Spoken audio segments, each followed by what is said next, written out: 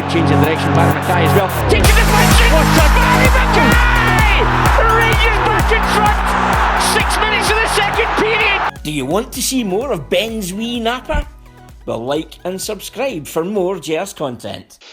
Hello and welcome back to our YouTube channel. Now today we are very, very excited to bring you this video because we have Rangers royalty in my eyes with us in the video. We have Mr. Tom Miller, who is the official commentator for Rangers TV. Now it's very exciting for me. Tom, do you want to quickly introduce yourself?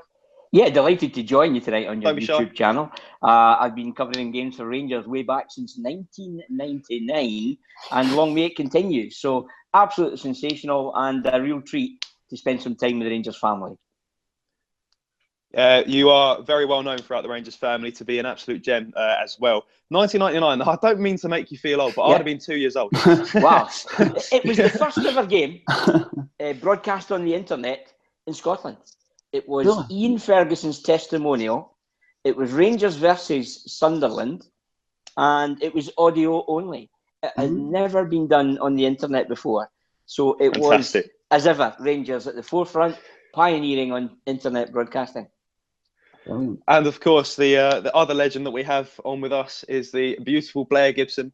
He is the editor for the YouTube channel. He makes the magic happen. He polishes the turd. That is me. Now, before we get into the video, Tom, is there a certain other YouTube channel that you might want to promote under the name of We Welcome the Chase podcast? No, they're absolutely bedlam. I mean, there's no other way to describe those boys. They are bonkers. So I disassociate myself with the We Welcome the Chase podcast in every which way. I wish them continued success, but they're absolute bonkers, aren't they? You heard it from the man himself. They are bonkers, but they are brilliant, more professional than this channel, and I personally think they're better than this channel. So go ahead, give them a subscribe. I'll leave their link in the description. It's We Welcome the Chase podcast. Now, Ben, can I ask you, is that an ironing board behind you? What? It looks like an ironing board behind you. No. What you see here, it's a load of handprints, right? And it's one handprint for every man that I've ever killed, Tom. So no, it's just basically an NCS project. I didn't realize I left it here. But all right, so anyway, let's get into it before I humiliate myself further. So on Saturday, coming up for, I believe it's a 12:30 kickoff, we have a cup game against Motherwell. So let's start off with simple score predictions. Now, Blair, we're not going to put Tom in the hot spot straight away, so I'll come to you first of all. Realistically, what do you think the score is going to be? Try to be not too optimistic, but at the same time, I want to win to get back to the swing of things after Old Firm in December. I'm going for maybe like a 2-1, maybe like a 3-2, 3-1. Interesting. Want some goals. What about yourself, Tom? I'm going to write these down. Tom, what are you going to go for? Well, it's the third meeting of the teams this season, and we've scored 2 on both previous occasions. And I think we'll run out 2-0 victors.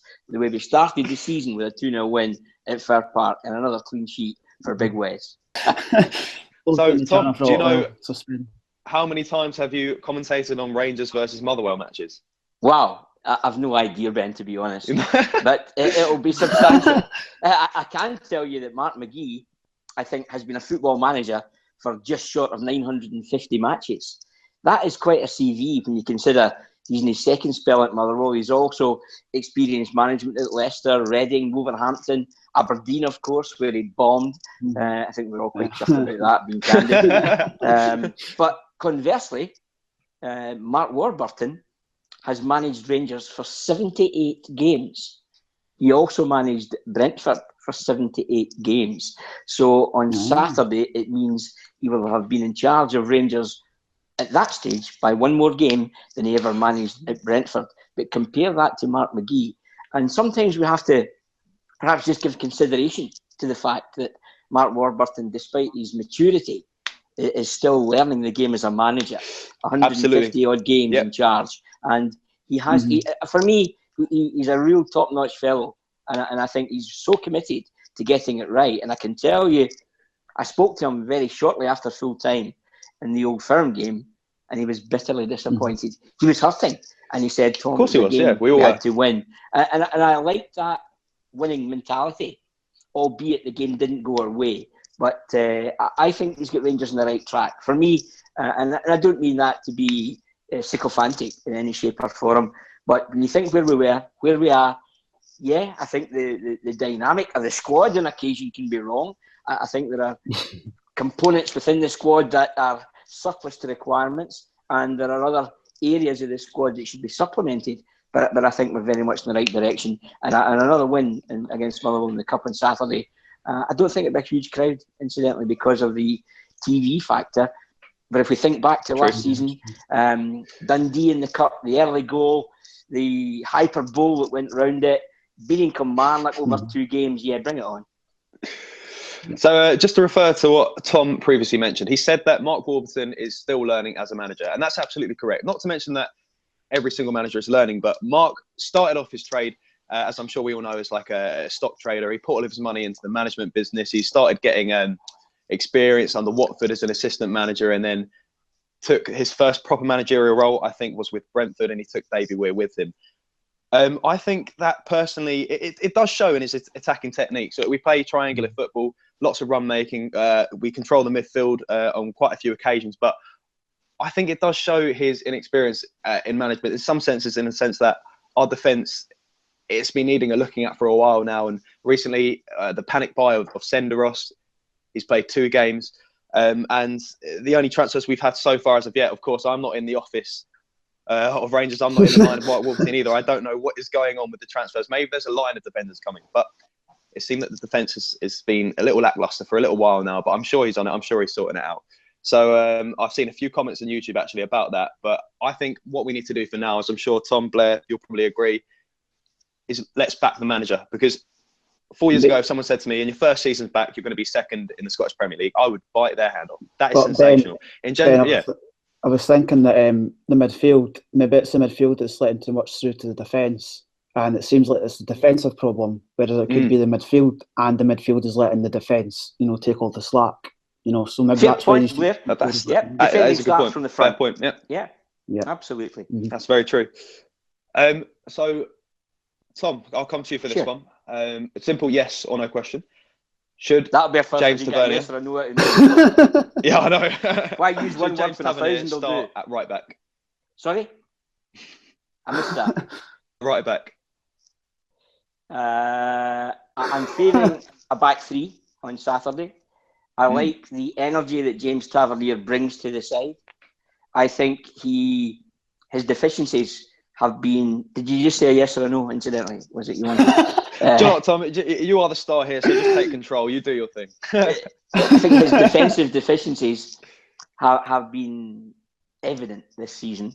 Yes. If it's a defensive side of the job between he and Lee Hodgson, probably Hodgson would get the nod. And I think the fact that James Tavernier has lost the knack of scoring goals hasn't helped him either. 15 goals last season. He's got 2 this season only. The first came against Motherwell, funnily enough, in the League Cup, the first competitive game of the season. The other was also back in August against Kilmarnock.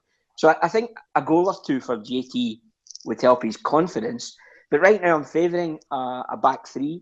And if you go with the back 3, I think Tavernier will get the nod ahead of Hodgson on the wide right route. And I'm wondering with this back 3, if we'll see Lee Wallace pushed on the left wing back role, releasing Barry Mackay for a more number 10 type role, almost playing in the hole on occasion. And at the moment, that's the one I think that we might just witness on Saturday.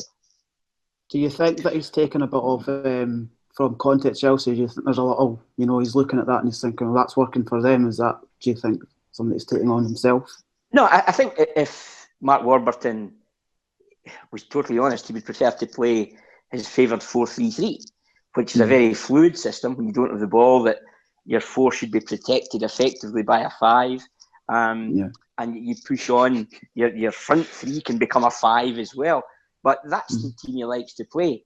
But I think in Scotland, people are wise to it. And very, when you play 4 times in the season, in the SPFL, Premiership, I think people are switched on to understand and expect the way Rangers would go about their business, and too open on occasion. I think when he mixed it up, we got 2 big back-to-back results against Hearts and Aberdeen. Earned the right to play football, perhaps. More diagonals coming into play from the goalkeeper and the full-backs, which I think caught opponents a wee bit out, had them in the back foot, turned defenders, and then started playing football. So I think ideally, in an ideal world, he plays 4-3-3, but I think the versatility it has from the squad at the moment is something that they're adapting to, and something I think would be working hard in the training ground with. I've got a quick thing before we move on. I think that because there's teams that do put themselves behind the ball, I think if Mackay does drop into the hole, we could have that extra bit of creativity that could actually, push us into the box and maybe get more goals. I think you're absolutely right. Barry Mackay has stepped up to the plate this season.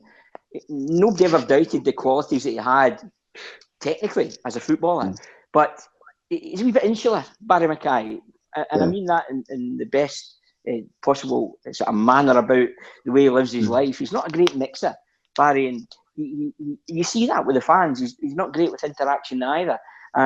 He's now 22. He's grown up a lot. While he went out on loan at Morton and at Raith Rovers, I think that's where he gained a wee bit more confidence, and he came back realising that he had to do more when he didn't have the ball. Now, he went and put himself through a summer training camp with players who were out of contract, not at the behest of the club, by himself. He went and did it and worked with unemployed players under Gordon Dalziel, funnily enough, of all players, of coaches. And Gordon said his attitude was absolutely sensational. But I think it was all about the penny dropping with Barry. He realised what he had at Rangers. His agent is Grant Smith, Gordon Smith, former Rangers player's son. And I think, part of the deal was that he would be encouraged to express himself more, and he would relax part of the defensive duties that he was regularly facing. So I think Rangers have kept their end of the bargain by giving him the number 10, stimulating the extra confidence, and Barry's delivering on the park. My only fear is there has to be predators looking at Barry Mackay thinking, he'd be a cheap purchase. That's a thought. Let's just clarify something here, Blair. Tom is teaching us so much right now. I'm just taking all in. You've got to raise your hand. You've got to raise your hand. Sorry. Right, okay, so Blair, question for you now. Yeah. All right, so it's a name that I've got to be really careful with, because I personally really like the way that he speaks of the fans and the way he speaks of Rangers. Andy Halliday, it's the fact he hasn't been performing to his best lately, and a couple of times he's been losing possession, and a couple of games ago it led to a goal which he fessed up. He put his hands up and said in an interview, "Look, I haven't been playing too well this game. The goal was my fault." If you're not playing well, why are you getting a game at Rangers? Well, did you see anybody else in the team that could step in before Emerson Hyman and John Turrell came in? Is there anybody else that could really have stepped into Halliday's role and took on that man? I mean, Jordan Ross just seems to have went MIA. I've not heard from him for a little while. I think he's still 10 days away, 10 months ago maybe. But yeah, it's a very hard one to predict exactly how this is going to turn out. Now that the season's starting back, we've got Hyman and Turrell in the midfield positions. It's a good answer so far. Why would you? I don't know if he'll just throw Hyman in or Turrell. Is it Turrell or Turrell? It's Turrell. Hyman's the more defensive of the two midfielders. He plays as a general centre mid role, and Turrell's a centre attacking mid. Well, I think that's what we're missing. Is a little bit, advanced attacking, from the midfield area. I mean, personally, the centre midfield is not really. It's more pushed back, and it's sometimes if we do lose the ball, there's no. I don't know. I don't think Halliday. I think Halliday's a kick up the backside, so to speak. So I like him. Tom? I like Andy Halliday, and let's not get it wrong. To clarify, we do like him. I mean, sorry, Tom. Yeah. We like him. Absolutely, no. By the way, there's something wrong. You're allowed criticism, of course, yeah. And Andy Halliday himself was the first to put his hand up and say when he had a bad game. That's true. But I think our expectation is so high, and Andy Halliday himself never presented himself as the finished article, as a holding midfield player, as the screener in front of the back four. Hence the signing of Jordan Rossiter and, of course, Matt Crooks. Crooks arrived injured, and I think Jordan Rossiter was given a blue badge for his windscreen when he came to Glasgow, allowing him to park almost anywhere. So we've never really seen the best. Do you know any inside information about what's happened to Jordan? I don't, to be honest. I really don't. If I did, I'd share it, obviously. But is it an injury, Tom? Is it an injury? Is he not playing well? Injury, I think. Yeah. I think it's one of these strains that you think you're getting there, and then you go out and you try and push yourself to the limit, and you realise you just can't. So This you've is got the to same start player. all over again. Yeah, this is the same player that captained obviously England under 21. So it was a European Absolutely. Championship. But remember, he didn't have a break in the summer. Yeah, absolutely. He played through the summer. Yeah, I was like under 19 championships. So there might be a wee bit of a hangover from not having a genuine break of any consequence. He didn't travel to Germany. He was in every day during the winter break, with the exception of 2 days, is my understanding. So the medical staff are working around the clock to get him fit. And I think when we get him fit, we've got a real star in our hands. Matt Crooks, unfortunately, I'm glad you said that. 6'5". I've seen him play 20s.